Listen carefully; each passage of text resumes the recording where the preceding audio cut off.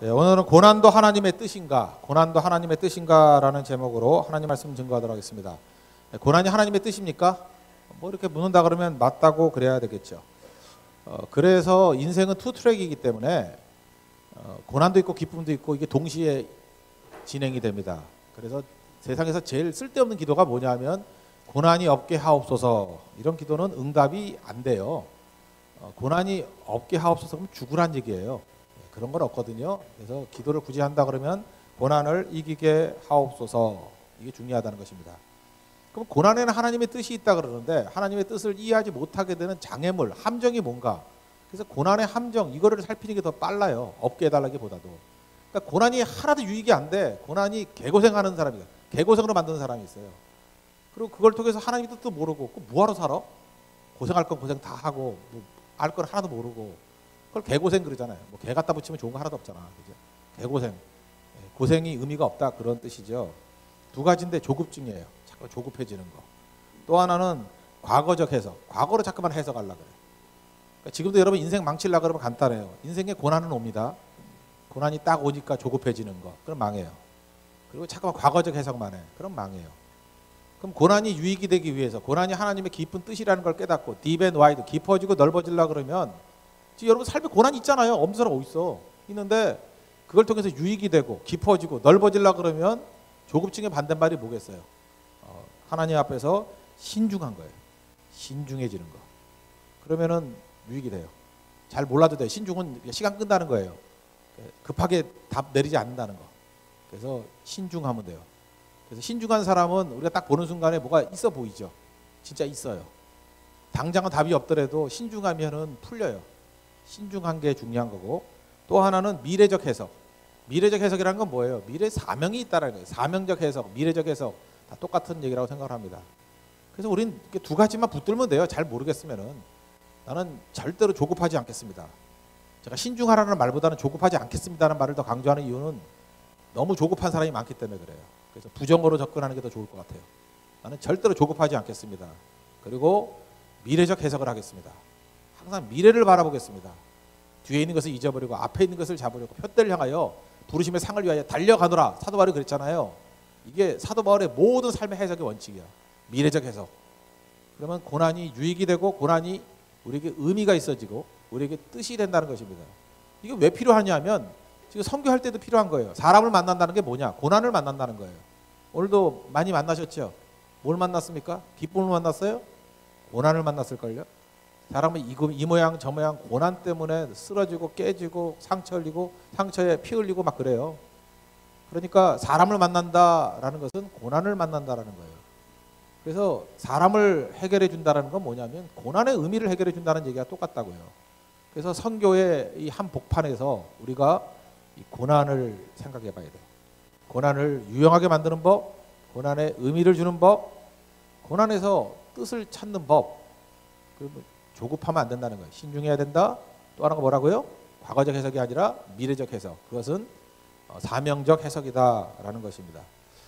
두 가지 살펴보겠습니다. 첫째는 조급하면 안 된다는 거예요. 조급함과 신중함을 이렇게 대비하면 조급함을 버려야 된다는 것입니다. 여기 1절, 2절 보니까 예수님이 길 가시다가 제자들과 같이 갔어요. 이렇게 떼거지로 몰려다녔잖아요. 몰려다녔는데 나면서부터 맹인된 사람이 있어요.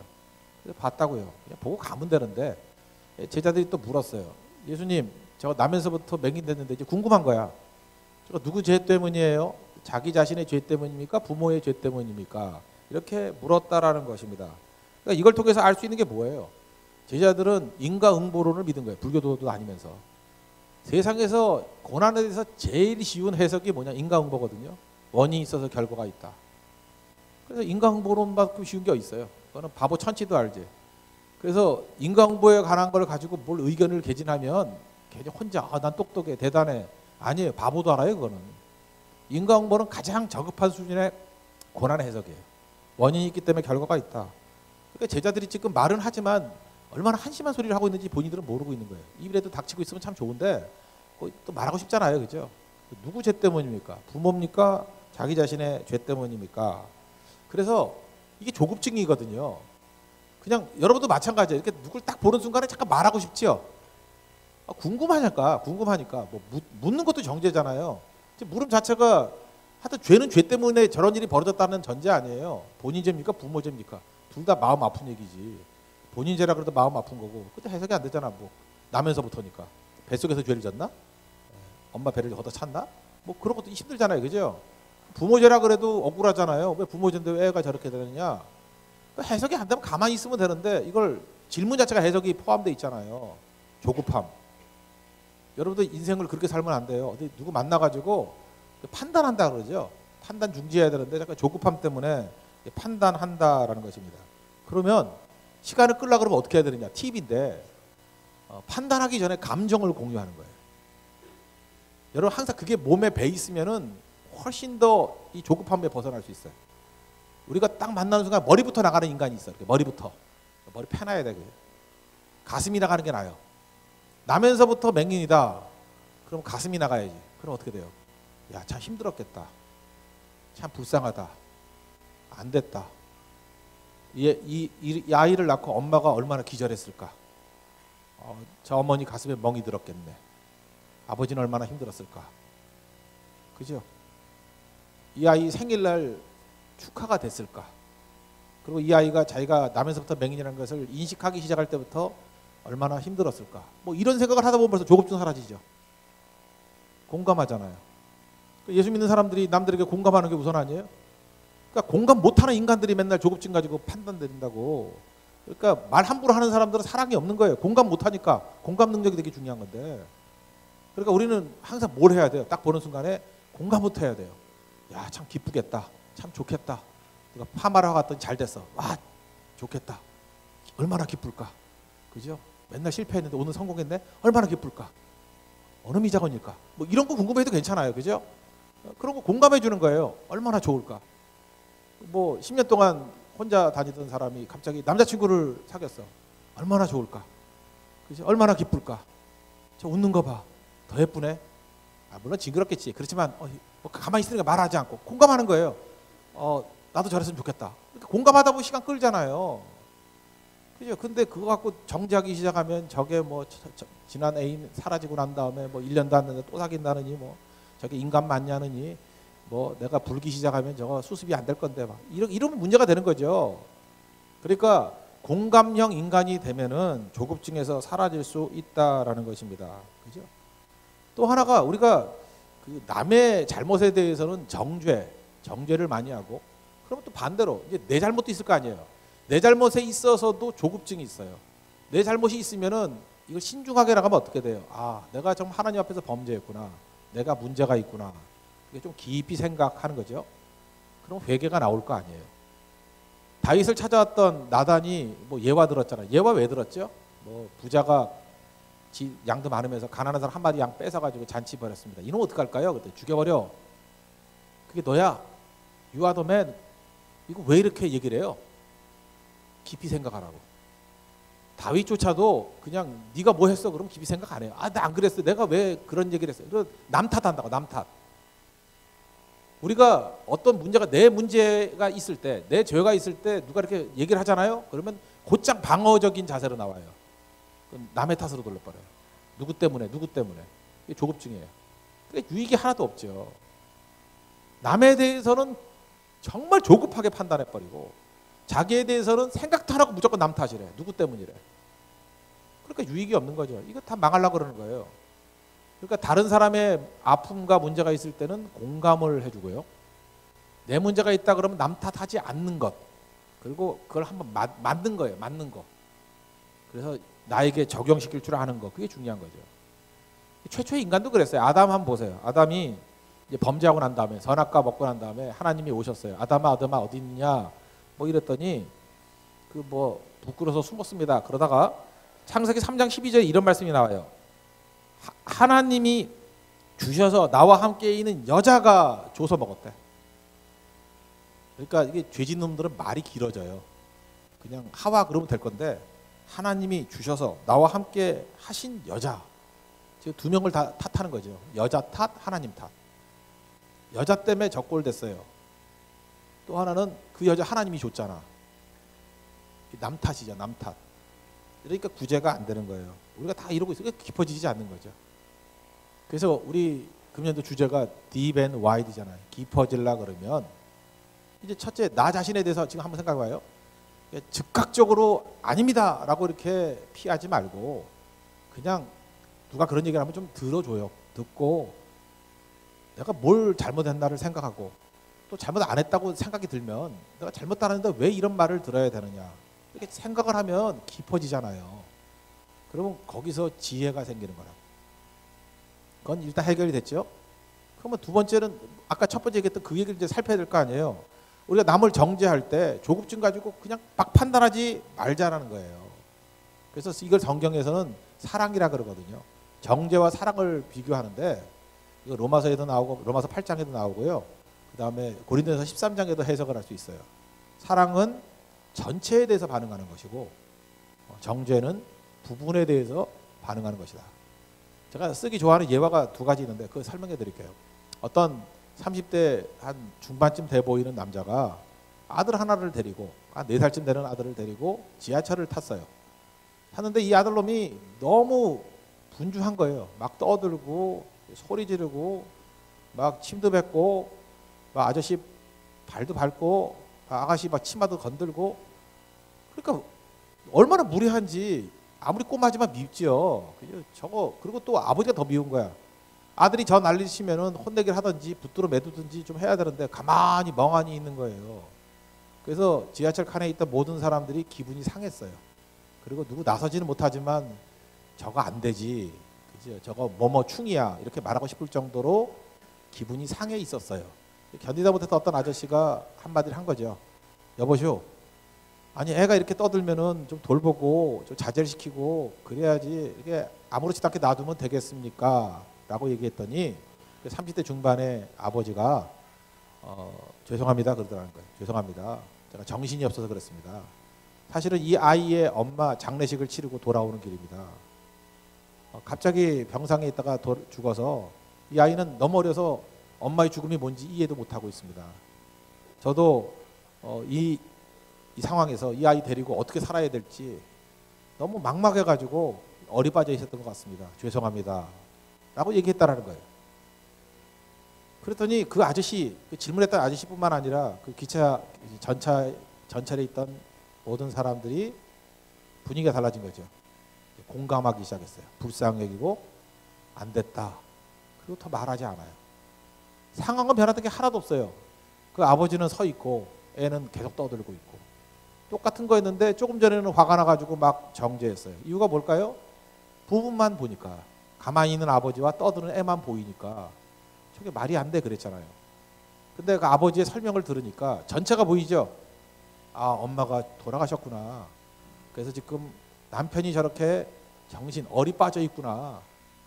근데 애는 모르고 천진난만하게 저렇게 놀고 있구나. 그러니까 애가 시끄럽게 노는 것 자체가 더 불쌍한 거예요. 전체를 파악할 때 그거 정죄할 사람이 있어요, 없어요? 없지요. 그게 사랑이라는 거예요. 잘 보세요. 조급하다라는 건 뭐냐면 정죄입니다. 마귀의 도구 되는 것이고 언제나 하나님 앞에서 신중하게, 그래서 항상 더 알아야 돼요. 더 알아봐야겠다. 그게 하나님께 주신 사랑의 모습이라는 것입니다. 그래서 남의 잘못에 대해서, 남의 불행과 고난에 대해서 신중해지는 거예요. 좀 더 알아봐야 되겠다. 잘 모르잖아요. 하나님이 저거 왜 저렇게 하셨을까? 그래서 기대하는 마음, 그런 것들이 꼭 필요하다라는 것입니다. 그게 필요한 거예요. 뭐 비슷한 예인데 이건 뭐 안 들어도 될 것 같은데 잠깐 들어보면 이런 거죠. 어떤 목사님 얘기를 제가 옛날에 들은 적이 있어요. 아들하고 차를 타고 가고 있는데 목사님 운전하시고 아들이 뒤에 앉아서 있었대요. 근데 이게 차가 좀 막히는데 그런 적 있죠. 차가 뭐 4차선이 있는데 1차선, 2차선은 잘 빠지는데 3차선에 있는데 거기만 안 빠지는 거. 근데 또 이 목사님이 또 차선 변경을 잘 못해가지고 거기 갇혀있는 뭐 이런 상황. 그래서 목사님이지만 화가 나가지고 그랬대요. 대체 어떤 놈이 운전을 이따위로 해? 그랬대요. 막 욕을 하면서. 근데 그 뒤에 앉아있던 아들이 거의 선지자 같은 얘기를 하더래요. 다 나름대로 이유가 있겠지요, 뭐 그러더래요. 그래서 이 목사님이 약간 좀 민망했대요. 내가 아들보다 못하구나. 그러고 난 다음에 이렇게 차선을 어렵게 바꿔가지고 앞으로 가봤더니 앞에 차가 사고가 나 있더라는 거예요. 그 자기 자리에서는 안 보였을 뿐이지. 그러니까 이 목사님이 왜 화가 난 거예요? 어떤 놈이 운전을 그렇게 말했던 이유가 뭐예요? 부분을 보기 때문에 그렇게 함부로 얘기한 거죠. 근데 드론 그 이글스아이 독수리의 눈으로 꼭대기에서 보든지 드론 갖고 보든지 전체를 보면은 그 원망 안 하죠. 아, 사고 나서 막혀 있구나. 내가 이 차선에 서 있으면 안 되겠구나. 피하면 되겠구나. 그러면서 화낼 이유가 없잖아요. 그러니까 조급하면요 바보 되는 거예요. 그런데 고난의 문제에 있어서도 마찬가지라니까요. 내 고난, 남의 고난, 뭐 다 사람들이 조급한 거예요. 그래서 마귀는 우리를 망하게 만들어서 어떻게 만들어요? 자꾸 조급하게 만들어요. 남의 고난에 대해서 빨리 판단하게 만들고, 자기 고난에 대해서 빨리 남 탓하게 만들고, 그러면 아무 유익이 없잖아요. 그러면은 마귀가 원하는 모습이 뭐죠? 개고생하게 만들고. 그러면 잠깐만 이렇게 쌓이면 어떻게 되겠어요? 자기는 우울해지고, 낙심하게 되고, 좌절하게 되고. 하나님께서 우리를 만드신 목적 다 잃어버리게 되겠죠. 그러니까 조급함이라는 게 영적인 문제라는 것을 아시겠습니까? 조급하면 안 됩니다. 조급하면. 제가 옛날에 그런 슬로건을 많이 만들었는데, 아브람도 조급했어요. 하나님께서 아들 주신다 그랬는데 기다려야 되는데, 신중해야 되는데 조급했어. 그래서 자기 아내가 요청하는 대로 뭐 하갈이라는 애굽 여종을 통해서 아기를 낳았어요. 서둘렀어요. 서두르면 이스마엘 되고, 기다리면 이삭 된다고. 서둘러서 이스마엘 얻어서 뭐 유익된 게 있어요? 지금 중동 전쟁 저 빌미 다 제거하는 거예요. 모든 불행의 빌미 아니에요. 그러니까 조급하면 이스마엘 되는 거예요. 조급하면. 서두르면 이스마엘 되는 거예요. 여러분 인생이 이스마엘 됐으면 좋겠어요? 그렇지만 기다리면, 신중하면 이삭 되는 거예요. 그러니까 마귀가 우리를 넘어뜨리는 거, 아브람도 속았다니까요. 그러니까 조급한 것은 적이다 이렇게 생각하면 되고, 하나님 조급함에서 벗어나게 해 주옵소서. 그 조급함에 벗어나는 길이 뭐예요? 하나님이 합력하여 선을 이룬다는 거, 하나님이 일하신다는 거. 근데 왜 조급해요? 하나님이 일하는데. 기다리면 되는 거죠.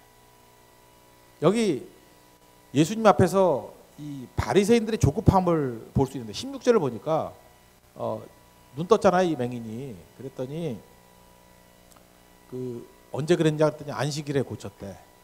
그랬더니 앞뒤 재지도 않으면서 바리새인 중에 한 사람이 16절에 안식일을 지키지 아니하니 하나님으로부터 온 자가 아니다 그랬어요. 아니 안식일을 하고 그거 하나가 뭐라고. 근데 이 안식일에 대한 해석이 이 사람이 바로 한 것도 아니에요. 조급한 거죠. 그리고 22절 보니까 그리스도를 시인하는 자라도 출교하기로 결의했대요. 예수님 불러다가 예수님께 물어본 적도 없고요. 심사숙고한 적도 없어요. 그죠? 이 바리새인들은 그냥 예수님이 싫은 거야. 싫으니까 어떻게 하죠? 그냥 다짜고짜 자기 선입견 가지고 그 안식일 지키지 않는 거 보니까 저거 가짜야. 그리고 예수님을 그리스도라고 받아들이면 다 출교시켜 버리겠어. 이게 다 뭐예요? 조급한 결정들이에요. 우리가 이러고 있을 수 있죠. 이게 개인이 이러면 문제가 덜하지만 이게 단체가 이러고 공동체가 이랬다 그러면 이게 얼마나 큰 문제가 되겠습니까? 지금 이 사람이 안식일에 대한 오해를 했는데, 안식일에 대해서 한번 설명을 해주면 이런 거예요. 안식일이 뭐냐? 그러면은 쉬는 게 안식일이 아니에요. 쉬는 게 안식일이 아니고, 안식일에 대해서 율법이 2번 나오거든요. 출애굽기 20장에 한 번 나오고, 그 다음에 2세대 가나안 땅에 들어가는 세대들을 향해서 신명기 5장에 한 번 나와요. 그런데 출애굽기 20장에 나오는 안식일에 대해서는 안식일을 이제 거룩하게 지켜라. 그리고 출애굽기 20장 11절 보니까 엿새 동안에는 일했는데 여기 이렇게 나와요. 하나님이 하늘과 땅과 바다와 그 가운데 모든 것을 만들고 7째 날에 쉬었습니다. 그랬어요. 그러니까 출애굽기 20장에 나오는 안식일을 지키는 방법은 뭐예요? 왜 안식일을 지켜요? 하나님이 창조주라는 것을 인정하기 위해서 안식일을 지키는 거예요. 신구약에서 제일 중요한 개념 중에 하나가 뭐냐? 하나님이 창조주라는 거예요. 그래서 하나님이 창조주입니다라고 인정하는 게 안식일이기 때문에 안식일에서 가장 크게 할 일이 뭐예요? 예배예요. 하나님은 창조주입니다. 이걸 예배하는 거예요. 이게 출애굽기에 나오는 안식일 개념이에요. 그러다가 신명기 5장에 넘어가면 안식일 지키는데 하나의 개념이 또 추가가 돼요. 그 추가가 된 내용이 뭐냐? 신명기 5장 15절에 나오는데, 네가 애굽 땅에서 종이 되었더니 하나님이 강한 손과 편팔로 너를 인도하여 내어서 너희를 구원했다, 이런 얘기가 나와요. 그래서 안식일 지키래요. 그러니까 안식일 지키는 이유가 뭐예요? 구원자를 찬양하는 거예요. 구원. 그러니까 안식일의 개념은 2가지예요. 창조주를 예배하는 것과 구원하는 거예요. 이게 안식일의 뜻인데 이 무식한 놈은 알지도 못하면서 떠드는 거지. 안식일 안 지키지. 안식일이 쉬는 거다라고 하는 그 꼴통같이 그것만 믿고. 지가 오해한 거야. 돌대가리가 수준 낮은 놈이 지 생각만 믿는 거야.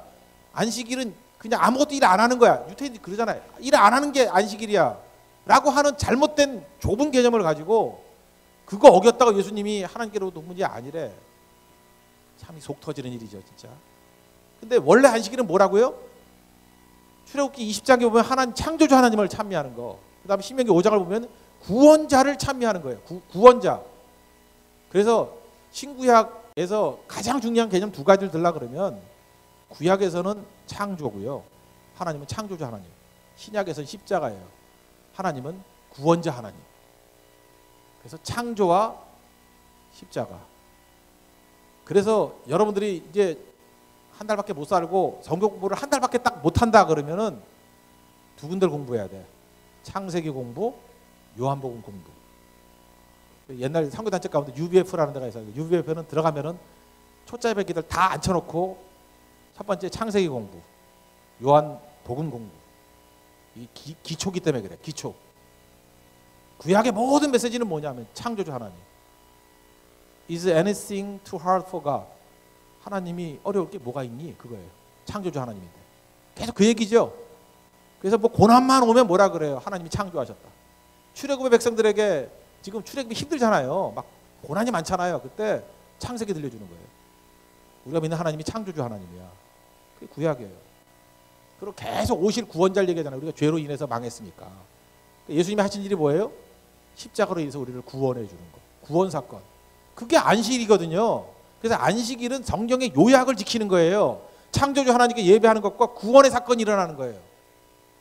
그러면 맹인을 고치는 거는 안식일에 해야 될 정말 중요한 일이죠. 구원 아니야, 그게 구원. 여러분 맹인이에요. 근데 눈 뜨는 것보다 더 큰 구원이 있어. 이 땅에서. 안 그래요? 한편손 마른 사람이 있어. 이것도 안식일에 고쳤다가 길길이 뛰었는데 이 미친놈들이. 그러면 한편손이 말라가지고 이게 안 펴져. 안 펴지는 사람을 안식일에 핀 게 이게 안식일을 제일 잘 지킨 거 아니에요? 그럼 계속 이러고 다니라고?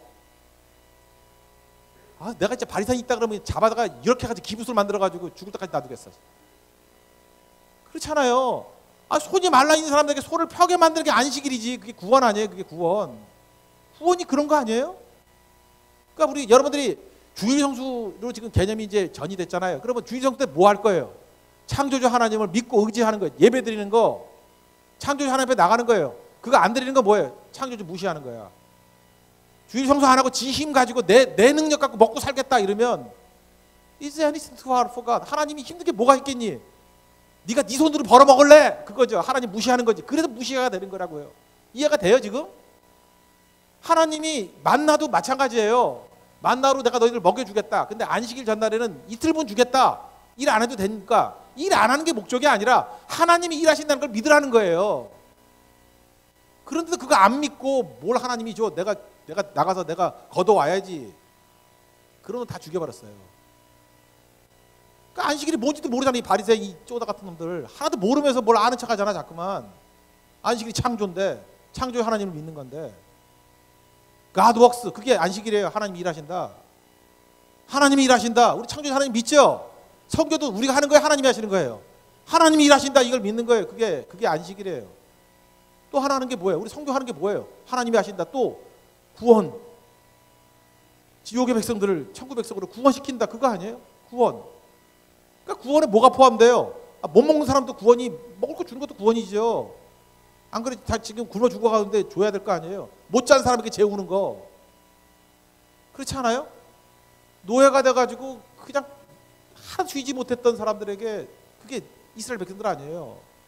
안식, 그들이 노예니까 안식이 뭐예요? 재우는 거. 그죠? 재우는 거. 그래서 안식일이 뭐냐? 그러면 두 가지 사건이에요. 창조주 하나님께 예배하는 것과 구원 사건이 일어나는 거예요. 구원 사건이. 그럼 지금 예수님이 안식일을 제일 많이 지킨 거죠. 그래서 말귀를 못 알아듣으니까 야, 안식일이 하나님 위해서 있는 게 아니고 사람 위해서 있는 거야. 아유, 여러분들 잘 못 알아듣잖아. 근데 걔네들이 알아들었겠어? 예수님도 참 설명을 좀 잘하시지. 그죠? 그렇게 얘기하니까 잘 못 알아듣는 것 같아요. 야, 사람 구원하는 게 안식일이야. 그렇게 얘기해야지 알아듣는데. 하나님이 구원받을 필요가 뭐가 있니? 사람이 구원받아야지. 신명기 5장을 봐. 안식일의 목적이 구원이라며. 근데 하나님이 무슨 구원이 필요하겠니? 이 멍청한 놈들아. 사람이 구원이 필요한 거지. 그래서 안식일에 뭐 먹을 게 없어서 밀밭 사이에서 뭐 뜯어먹고 또 뭐 있죠? 뭐 그때 예수님 뭐라 그래요? 그 일했다는 것 때문에 시비 걸잖아요. 그 배가 고파가지고 굶어 죽는 애들이 밀밭에 뜯어먹는 게 그게 구원이지. 그럼 굶은 게 죽이냐? 다윗도 봐라. 뭐 제사장을 먹었던 진설병 먹지 않았느냐 그러면서 그 대화의 이유를 알아야지. 이유를 예수님이 왜 그렇게 말씀하셨는지를. 이것도 봐요. 그러니까 이 바리새인의 문제는 뭐예요? 공부 안 한 거예요. 공부 안 하는 나쁜 놈들이에요. 공부도 안 한 주제. 지가 아는 안식일 개념을 가지고 안식일을 어겼대 예수님이. 그래서 하나님께로부터 온 분이 아니래. 이거 어디서부터 손을 봐야 되죠? 이거 어디서부터 손을 봐야 돼요? 이거 이놈은 그냥 거꾸로 매달아가지고 머리부터 털어야 돼. 이 돌다가리. 공부 좀 해. 그리고 출애굽기 100번 써. 신명기 5장 100번 써. 그리고 전목사 설교 100번 들어. 이제 똑바로 얘기해봐. 그래야 되는 거죠. 근데 이 바리새인만 그래? 우리도 뭐 알아요?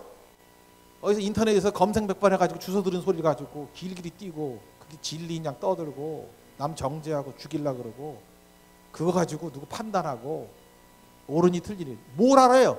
여러분이 뭘 알아? 그게 잘못된 정보면 어떡할 거야? 잘못된 해석이면 어떡할 거야? 성경을 다 알지 못하는 사람의 해석이면 어떡할 거냐고 그거를. 그러니까 조급한 거는 죄예요. 조급한 거는 고난이 하나도 유익되지 못하게 만드는 거라고. 저도 조급해요. 여러분도 조급하고 우리 다 죄이니까 죄됨이 조급함이에요. 그러니까 우리 천천히 해야 될 일이 뭐예요? 조급함을 이게 막기 위해서. 그래서 성경이 나오는 게 말 좀 그만하라는 거야. 말 좀. 야 일단 침묵해. 말 함부로 하지 말고. 판단 유보 함부로 판단하지 말고. 그러니까 판단하지 말라니까 뭐야? 기도하라고. 기도하면 일단 시간은 끌잖아. 그리고 기도하면 혹시 하나님이 뜻을 알려줄지도 모르죠. 잘 안 알려줘요. 그렇지만 혹시 알려줄지도 모르죠. 그래서 기도해. 그리고 먼저 느껴봐. 아픔을 느껴봐. 그죠? 그 불쌍하면 도와줘. 선한 사마리 사람 비유가 그거 아니에요. 불쌍하면 뭐 판단 내리지 말고 아 이놈이 여기 왜 왔을까? 강도가 있는데 왜 왔을까? 이 판단 부족 뭐 죄가 있었을까? 그런 판단하면 어떻게 도와요? 그 죽지. 그러니까 불쌍하면 그냥 돕는 거예요. 이웃대라. 이 모든 말씀의 핵심이 뭐냐 하면 뿌리는 이거예요. 우리의 조급함을 깨기 위한 거. 그래서 가장 악질들이 제일 조급해요. 자, 만나보라고 여러분들. 인생에서 최고 악질들이 제일 조급해. 그래서 조폭들, 학교에서 요즘에도 그런 일진들 돈 내놔. 빨리 안 내놔? 10원에 한 대씩. 여러분 안 그래요? 얘네들 말이 짧아. 길게 생각도 없어. 뭐가 있고요 없고요 그럼 한 대씩 패고. 악질들일수록 조급해요. 그죠? 10원에 한 대씩이래. 근데 깊이가 있는 사람은 신중해요. 그 얘기를 듣지요. 12의 혈류증 앓았던 여인 스토리를 다 듣잖아요. 예수님이. 야이로의 딸이 죽어간다 그러는데 다 듣잖아요. 다 듣고 이해 못하는 거에 대해서 이해해 주잖아요. 그렇다 그러면 우리에게 필요한 거는 그래서 인내라 그러죠. 인내. 야고보서 1장 보면 인내를 이루래요. 그래야지 우리 믿음이 부족함이 없이 구비하여 온전해진대요. 그래서 온전함은 인내예요. 인내가 온전함이 아니라 인내라도 가져야지 온전함 비슷하게 간다는 얘기예요. 그러잖아. 우리 맨날 조급하니까. 그러니까 조급하지 않기 위해서 말하지 않고 기도 많이 하고 그 다음에 느끼고, 그죠? 느끼고 공감대, 그러니까 래퍼라고 그러잖아. 래퍼. 공감대를 형성하고 글도요. 말도 그렇고 글도 그렇고 래퍼톡이 있어요. 공감대 형성하는 대화가 있고요. 리포톡이 있어요. 보고서 작성하듯이 경찰 조서 쓰듯이. 말투도 리포톡 하는 사람은 안 되고요. 래퍼톡을 해요. 래퍼톡. 공감대를 형성하는 거. 다 공통점이 뭐예요? 조급함은 끝장난다는 거예요. 사고랑도 그거죠. 뭐 사무엘 좀 늦는다고 조급해가 지가 제사 드리고 망했죠. 하나님께 묻지도 않아 놓고 뭐 멸절시키라 할 때 멸절도 안 시키고. 근데 망했잖아요. 다 조급함이에요. 왜? 백성들이 싫어한다는 거예요. 백성들 들고 일어난다는 거예요. 조급함이에요. 백성들이 들고 일어나면 뭐 할 거야? 그거 아무것도 아닌데. 하나님이 지켜주면 되는데. 천만이 둘러쳐도 되는 건데. 그 왜 조급해져요? 믿음이 없으니까. 아브라함이 조급했던 이유는 믿음이 없기 때문에 그렇죠. 그래서 조급함을 이기기 위해서는 믿음이 필요해요. 하나님이 일하시는 것이고 하나님이 때 이룰 것이고 하나님이 승리를 주신다는 거. 그래서 오늘 이 자리에 예배드린 성도들은 절대로 조급함에서 벗어나는 은혜가 임하기를 원합니다. 그래야 고난이 유익이 돼요. 고난에서 뜻을 발견해요. 고난에 우리에게 힘이 된다고요. 이거 아니면 아무것도 아니라는 거예요. 주께서 주신 첫 번째 메시지예요. 고난과 조급함이 무슨 연관관계가 있느냐. 보세요. 결정적인 거죠. 조급함이 모든 죄악의 뿌리예요. 마귀는 우리를 조급하게 만들어버립니다. 그 다음 단계인데요. 그 다음 단계 두 번째는 미래적 해석을 하라는 거예요. 예수님 보세요. 이게 누구 접니까? 그랬더니 3절에 그러잖아요. 야, 이 사람도 아니고 부모도 아니고 하나님의 하시는 일을 나타내도 하심이야. 그러니까 예수님이니까 예수님은 전능하신 하나님 아니에요. 굳이 죄라 그러면 그 사람의 과거의 죄를 알았겠어요? 몰랐겠어요? 알지요. 그리고 이게 유전병이라 그러면 예수님은 유전병도 알겠죠. 3대조 할아버지가 맹인 유전자가 있어서 이렇게 됐다. 예수님이 굳이 말한다 그러면 모르셨겠어요? 아셨다고요. 아시니까 하나님이지. 아시지만 여기서는 말 안 했던 이유가 뭐죠? 그거는 아무 관계가 없어. 다 지나간 일이야. 그건 대화할 가치도 없어. 그거예요. 여러분들 인생 가운데요. 어떤 사람은 대화할 가치도 없는 거 잠깐만 얘기하는 사람이 있어요. 다 지나간 일, 끝난 일. 나이 50 넘어서 가지고 그때 뭐 20대 뭐 한 문제 틀린 거 그것만 맞았더라면 뭐 이런 쓸데없는 소리. 그죠? 그 아무 가치도 없는 일, 지나간 일, 가치가 없는 거예요. 그래서 예수님이 말씀하시는 건 뭐냐면 그거에 초점 맞추지 말고 미래의 이 사건을 통해서 이 맹인됨을 통해서 어떤 일이 벌어질지에 대해서 관심 가지라는 거예요. 여러분 인생도 마찬가지예요. 마귀가 오면 여러분 맨날 그래요. 과거 생각하면서 내 인생은 왜 이러냐 왜 이러냐. 그게 프로이트 심리학이에요. 프로이트 심리학은 지금의 내가 있는 것이 과거에 있었던 모든 것들의 침전물이라는 거예요. 그래서 프로이트 심리학이 우리 다 망치는 거예요. 영혼을. 과거 때문에 여기가 온 거라는 거예요. 억압 때문에 이렇게 된 거라는 거예요. 트라우마 때문에 이렇게 된 거라는 거예요. 그러니까 과거가 나를 결정했대. 근데 복음에 좀 빛같이 좀 보이는 게 아들러 심리학이잖아요. 아들러. 미움받을 용기. 그런 책 갖고 읽어보라 그랬죠. 참 좋은 책이에요. 그게 뭐냐면 아들러 심리학의 핵심은 뭐냐면 지금에 있는 것은 지금이 미래를 결정한다는 거예요. 미래학의 미래. 미래를 향하는 거. 철저히 성경적이에요. 나는 미움받을 용기를 읽으면서 느끼는 게 꼭 복음서 제5복음서 읽는 느낌을 받았는데 예수님 말씀하고 충돌되는 게 거의 없어요. 그죠? 미래를 향해서 지금에 있는 모든 것들이 미래를 위한 거래요. 지금의 고난이 장차받을 영광을 위한 거래요. 그러니까 지금도 여러분 지금 있는 모습을 가지고 미래를 결정하는 거예요. 미래를. 예수님의 시각이죠. 그 시각으로 가지고 가야 된다는 것이고요. 당연히 여러분 어려움 뭐가 있어요? 재정적인 어려움, 뭐 질병, 관계, 뭐 다 깨지고 재판받아야 할 일들, 뭐 이런 것들이 있을 수 있잖아요. 뭐 또 뭐가 있나? 뭐 여러 가지 어려움들. 이걸 통해서 하나님께서 이걸 어떻게 사용하실까? 하다못해 우리 그 온디드 힐러라는 표현이 있잖아요. 헬리나우에 내가 상처 입었어요. 그거에 대해서 내가 과거에 무슨 죄 때문에 그게 아니라 내가 상처 입었기 때문에 힐러가 된다는 거 아니에요. 치유자가 된다는 거 아니에요. 잘 치료해 주세요. 온디드 힐러. 미래적인 해석이죠. 진짜 그렇게 된 거 얼마나 많아요. 온디드 힐러. 뭐 그런 개념들. 또 중요한 거는 하나님께 약한 자들은 폭넓게 접촉할 수 있는 힘을 주신 것 같아요. 그래서 약자들을 보면은 상처 입은 사람들을 보면은 정서적인 거부감이 없어요. 그래서 메시지가 더 강해지는 경향이 있어요. 베드로 전서 후서는요 고난학 전문서예요. 그래서 혹시 고난에 대해서 뭘 좀 연구를 하고 싶다거나 뭐 이해가 안 되는 이 깡통들이 좀 알고 싶다 그러면 베드로 전후서를 좀 읽어보세요. 그러면 고난에 대한 여러 가지 해석이 있는데 내가 써오기는 한 7가지 써왔는데 이거 다 하다가는 오늘 밤샐 것 같아서 2가지만 얘기할게요. 첫째는 고난받으면 복이 있다 이런 말씀이 나와요. 베드로전서 3장 14절 의를 위하여 고난을 받으면 복이 있는 자니 그래서 두려워 말아라. 고난이 복이다. 고난이 복이야. 그랬고요. 그 다음에 베드로전서 4장 1절을 보면은 고난이 너희를 보호하는 갑옷이래요. 갑옷. 우리 창 막 찌르고 막 그러잖아요. 근데 고난이 갑옷이래요. 그래서 고난 받았는데 예수님이 너희도 같은 마음으로 갑옷을 입으래요. 육체의 고난을 받은 자는 죄가 그쳤대요. 그러니까 이게 육체의 유익이 되는 거죠. 그래서 지금의 고난이 이걸 하나님이 어떤 유익을 쓰지, 이게 공식 갖고 되는 게 아니에요. 어떻게 유익이 될 것인가를 생각해야 되고, 그리고 고난의 가장 큰 유익 중에 하나는 뭐냐면 고난 중에 주님이 함께 하셔요. 하나님 임재가 중요하잖아요. 주님이 함께 하시면 사망의 음침한 골짜기를 간다 할지라도 해를 두려워할 필요가 없죠.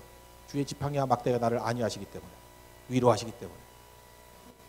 이거는 설명이 힘들기 때문에 예를 하나 들어줄게요. 두 가지 예를 들겠는데, 첫째는 강영우 박사, 돌아가셨죠? 강영우 박사님을 생각한다 그러면 이분은 이런 얘기를 해요. 하나님께서 자기에게 주신 최고의 축복이 뭐냐? 눈 뜨게 해달라고 기도했을 때 노했던 거래요. 하나님이 눈 안 뜨게 해주신 게 최고의 복이었대요. 이분은 중학교 3학년 때까지 그냥 건강한 사람이었어요. 근데 축구하다가 축구공도 세게 맞으면, 그것도 뭐 호나우드가 찬 것도 아닌데 눈알에 탁 맞아가지고 잘 안 보이더래요. 이 강영호 박사님이 그때가 중3이었는데 중3일 때가 58년도였대요. 그러니까 58년대 중3이니까 나이 대충 아시겠죠. 40년대생 그쯤 됐겠지. 근데 그때 빨리 병원에 갔으면 되는데 점점 시력을 잃어가고 있다가 1년 반 이후에 병원에 갔어요. 그러니까 서서히 시력이 잃어가면서 빨리 갔으면 나았어요. 지금은 이런 일 없어요. 근데 1년 반을 왜 끌었을까요? 가난이 그래요. 가난하면. 병원이 너무 먼 거예요. 갔더니 시력이 완전히 사라졌어요. 그래서 의사가 당신은 실명했습니다 라 그랬대요. 그게 오후 2시예요. 중3 때 오후 2시. 그 얘기를 듣고 어머니가 8시에 뇌출혈로 돌아가셨어요.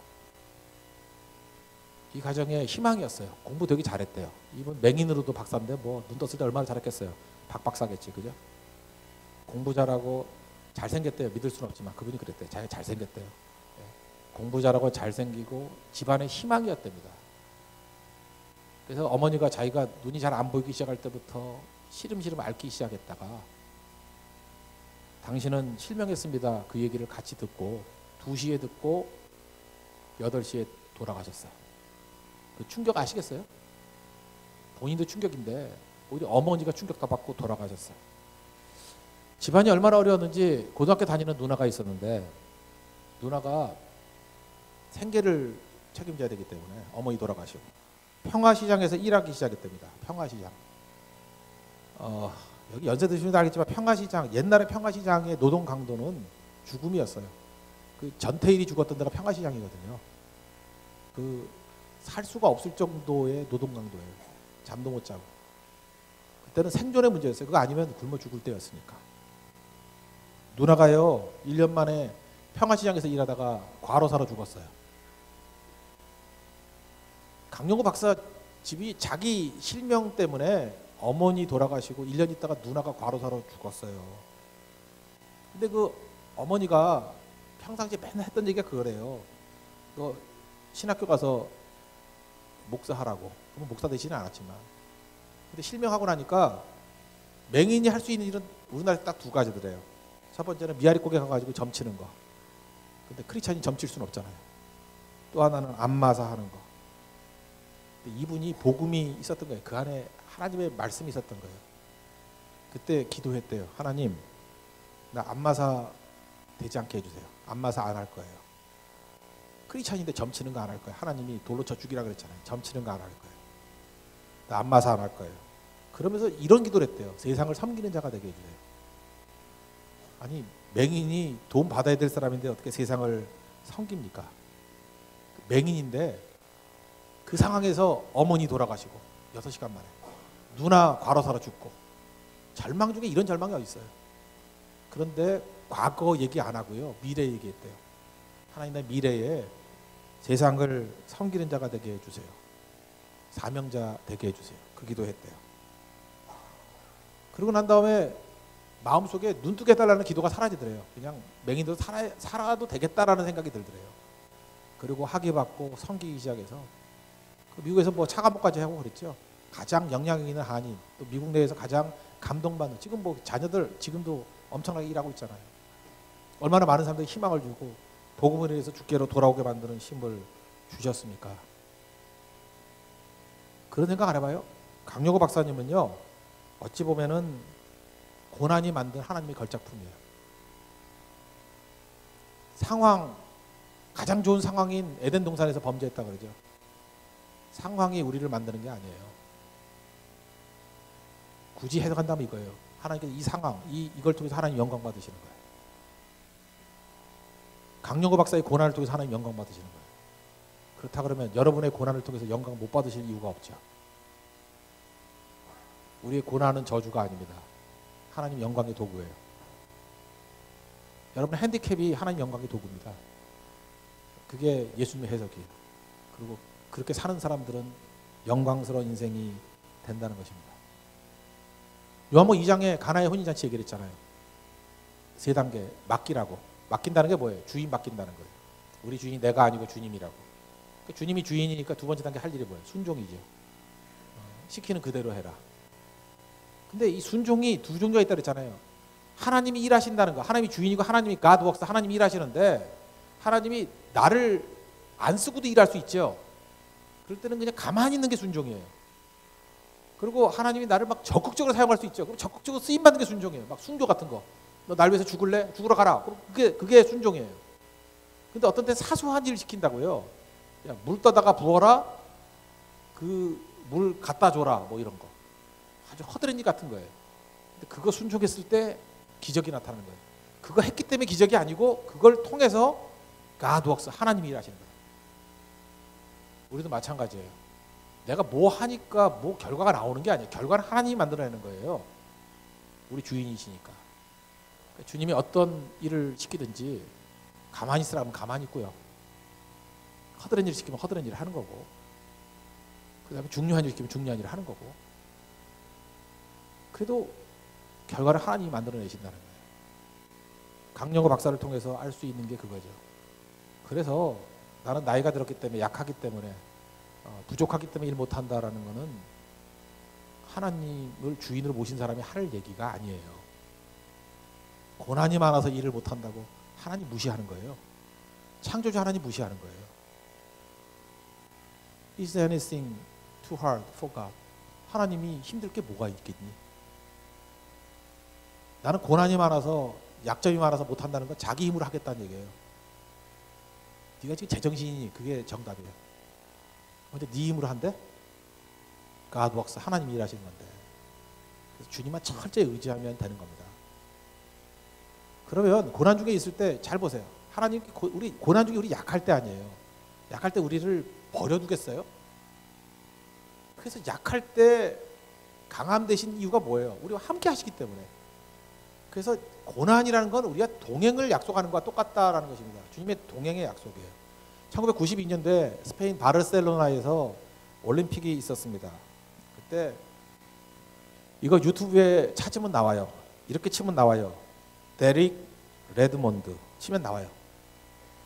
지금 찾으면 안 되지. 끝나고 찾아야지. 양심 있지. 데릭 레드몬드, 영국 대표였어요. 400m 대표였어요. 그리고 기록이나 이런 과거의 내용들을 보면은 우승 후보였습니다. 유튜브에 영상이 있어요. 그때 땅 하고 뛰었어요. 400m인데 150m 정도 뛰다가 이 데릭 레드몬드 힘줄이 끊어져 버렸어요. 근데 쓰러져 있어요. 그랬더니 그 경기 그 운영 요원이, 진행 요원이 와가지고 이렇게 나오라고 그러려고 그러는데 일어나요. 포기하지 않고 완주하려고. 그래서 그냥 속된 말로 깽깽이죠. 한 발로 이렇게 뛰어요. 깽깽이로. 근데 사람들 숨을 죽이면서 보는 거예요. 저거 뭐 하는 거야? 안 됐네. 우승 후보인데. 근데 관중석에서 누구 하나가, 흑인이거든요. 그 신옷 입은 흑인 하나가 뚱뚱한 분이 막 뛰어와요. 그래서 진흥위원이 말리죠. 들어가면 안 되니까. 말리는데 뭐라 그러고 막 뿌리치고 와요.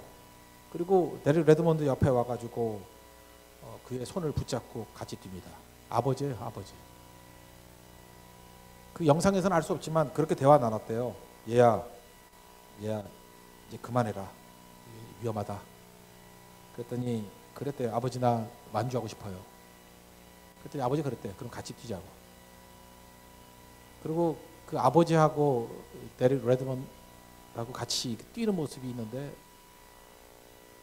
그 카메라맨들이 모여들어가지고 그 자세히 클로즈업해서 그 찍는 거예요. 그리고 마지막 순간에는 혼자 들어가라고 아버지가 손을 놔줘요.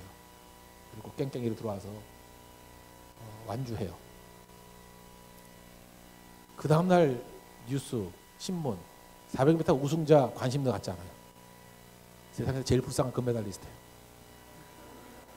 금메달 누가 땄는지 아무도 관심 갖지 않고 온통 깽깽이 데릭 레드먼드 이야기로 가득 차 있어요.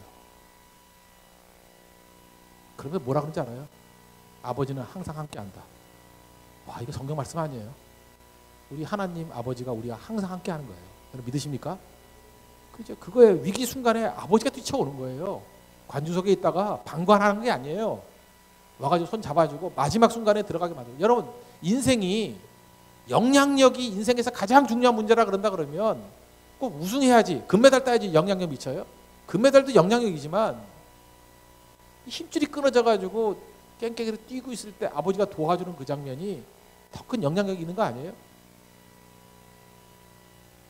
여러분 인생 가운데 하나님께서 다른 사람 눈에도 보일 정도로 원래 뛰면 아버지 나오면 안 돼요. 그냥 있는 건 알지만 근데 아버지가 뛰어나와서 내 손을 잡아주고 누구나의 내리 속에 극적으로 남아있게 만드는 일들은 고난 중에 이루어진다는 거예요. 그래서 고난이 복입니다. 그리고 고난이 우리를 보호하는 갑옷이에요. 그리고 고난 당하신 분들은 난 갑옷 입었다. 나는 을지문덕 장군이야. 이순신 장군이야. 그게 고난이 갑옷이에요. 근데 고난이라고는 하나도 없고 그런 사람들은 저가 한 방에 훅 가요. 그죠? 비무장 상태라고. 우리 선교 이제 마지막 하루 남았습니다. 사람 만난다는 게 뭐라고요? 고난을 만나는 거예요. 고난을 만날 때 천박하면 안 돼요. 깊어져요. 딥 앤 와이드. 그러기 위해서는 조급증 가지면 절대 안 됩니다. 보세요. 바리새인들 그 많은 하나님 말씀에 대한 이해를 가지고도 안 되잖아요. 이거 한 가지 더 얘기해 줄까요? 보세요. 여기 있는 사람이 뭐라 그러냐면 그 사람이 내 눈을 떠줬는데 왜 당신은 그를 부인합니까? 이렇게 얘기를 하니까 그게 무슨 얘기냐면 이사야 35장에 보면요. 메시아 예언이거든요. 이사야 35장.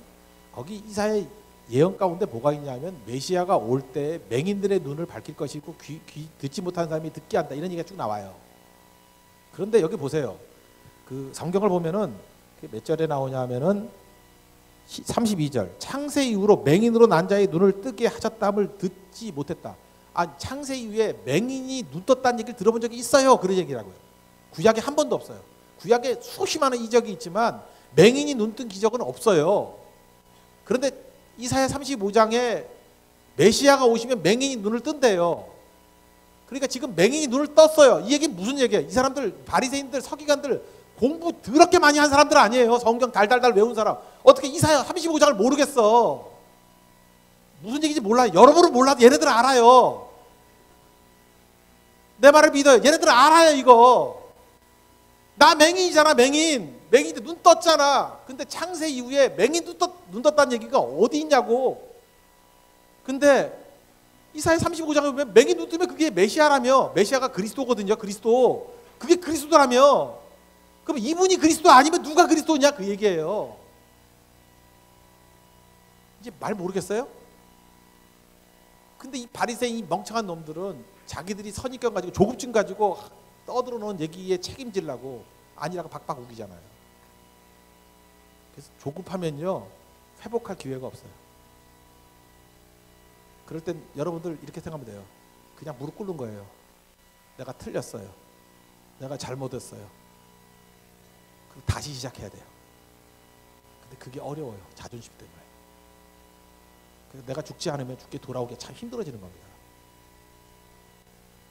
고난의 유익이 있습니다. 그래서 우리 교인들 우리 지금 일 많이 해야 될 거 아니에요.